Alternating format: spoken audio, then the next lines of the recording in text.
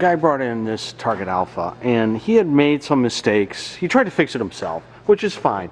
But when you do this kind of stuff, you just got to be careful. I'm just going to go through some general mistakes that he made that should help people. For one, when you put gel lube on the stepper plates, clean the rivets first with 400 to get them nice and shiny. Personally, I would have shined these up a little more. You don't need a lot of gel lube. Matter of fact, I wiped it off. He had it like caked on. You need the thinnest of film. So you're just breaking up the surface tension of the moving rivets across the stationary rivets. So you don't need a lot of that stuff, okay? That was probably the first mistake. The second mistake he made on these score reels. You know, it takes practice to get these adjusted right, and you do one at a time, see how you're doing, and then try and start the game and make sure you've done everything right. He had these switches, the 9 carryover and the 0 position switches, all messed up. And again, this is something that a lot of people make mistakes. It's really hard to adjust these properly. So it's just something to keep in mind. Another thing I always look at is this bank of relays on these multiplayer Gottliebs. In particular the Z1s and Z2s, because those reset the score reels when the game starts up, but also the 10, 100s, and 1,000 point relays. And in this game it also has an AS relay. These are always things that are problems. People have problems adjusting these little relays on Gottliebs. They are a little trickier to get used to than, say, a Bally or a Williams relay, but they do actually work well when adjusted.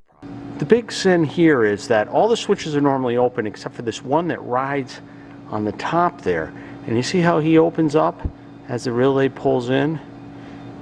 Okay, that's a real common mistake to not have that particular switch adjusted right.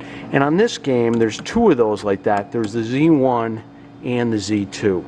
He also has an AS relay on here. Again, this is another thing that people have really gone nuts with. Again, if you're going to use, clean these plates with 400 and then use the thinnest of film thicknesses of gel lube on the rotating pieces.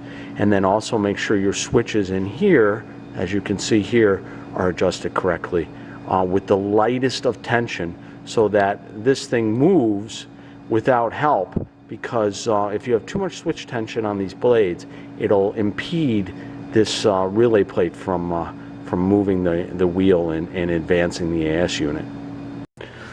Okay, so another common problem is on these latch relays, AX, BX, DX on this particular game.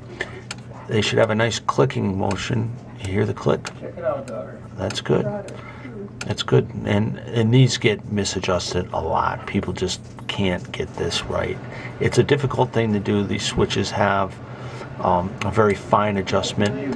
Just takes a little bit of practice. On the score motor, I like to look at the switches with the large tungsten contacts. Like this is a good example. This has got large ones, but really the ones I'm most interested in are down here. These ones here in this stack are responsible for resetting the score reels, and they like to get out of adjustment, so I always look at that. This particular game is a coin unit. These like to get jammed up a lot. It's another thing to look for. This one's working very well. This one's a step up, step down. Sometimes they're step up, reset. It just depends on the era of Gottlieb when they did this. On the coin door, I take the mech out and make sure that the coin switches are good, that we don't have any shorts or any closures in there. That can always cause a problem. People with big fat fingers can cause trouble on these coin door switches. Another thing I see very commonly is like when people put new playfield rubber on. Like this game, he's got all new playfield rubber. But the thing that they don't do is check the tension. Well, the new rubber is going to have increased tension against the switch blades. So the blades are going to be closer together.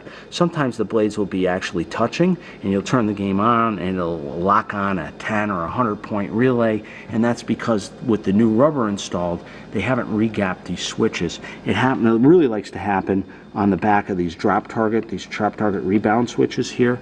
I see that a lot on people that just buy these rubber kits online, put them in, and then wonder why their game doesn't work, or worse yet, that a score reel locks on and then it burns up the score reel coil.